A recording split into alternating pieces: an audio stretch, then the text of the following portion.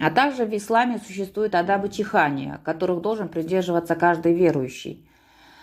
Есть очень много хадисов по этому поводу. Давайте приведем некоторые из них. В одном из хадисов говорится, что когда Аллах вдохнул в Адама душу, алейхиссалям, и душа достигла головы, он чихнул и сказал: «Альхамдулилля, хвала Аллаху».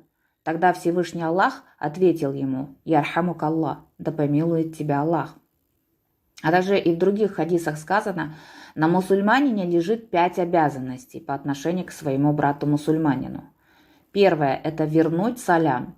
Если верующий мусульманин поздоровался с вами и сказал «Ассаляму алейкум», то вы должны ответить «Ва алейкум ассалям». То есть он желает вам мира, и вы должны пожелать ему мира. Вторая обязанность – это попросить у Аллаха милости для чихнувшего. Если мусульманин чихнул и сказал «Альхамдулилля», то услышавший это мусульманин должен сказать, то есть это является его обязанностью, сказать «Ярхамук Аллах». По этому поводу хотелось бы рассказать историю об Абдуллахе ибн аль-Мубарак.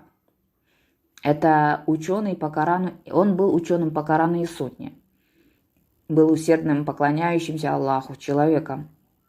На его уроках присутствовало очень много людей.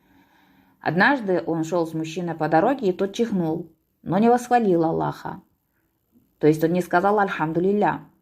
Абдуллах ибн аль-Мубарак посмотрел на него, дабы привлечь его внимание на то, что сказать «Альхамдулилля» чихнувшему является сунной. Но этот мужчина не обратил на это внимания. Он не понял. Ибн аль-Мубарак пожелал, чтобы он соблюдал эту сунну. И поэтому он спросил, что должен говорить человек, если чихнул. «Хвала Аллаху, альхамдулилля», ответил он. Тогда Ибн аль-Мубарак сказал ему: «Да помилует тебя Аллах, ярхамук Аллах». Смотрите, какая интересная и познавательная история, субханаллах. То есть человек, воспитывая общество, воспитывая мусульман, придерживается сунны пророка, саллаллаху алейхи вассалям, и ведет себя очень терпеливо по отношению к своему брату. Потому что в аяте, в суре Нахль, аят, по-моему, если я не ошибаюсь, 125 аят, в котором Аллах говорит: «Уду иля сабили роббика биль хикма валь мауизатиль хасана». «Призывай на путь Господа твоего мудростью и добрым назиданием».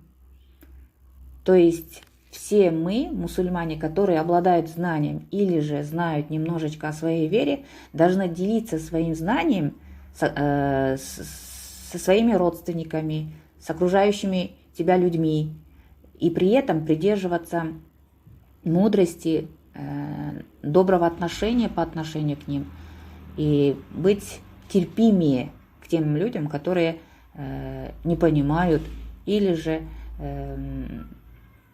не хотят слушать подобные нравоучения.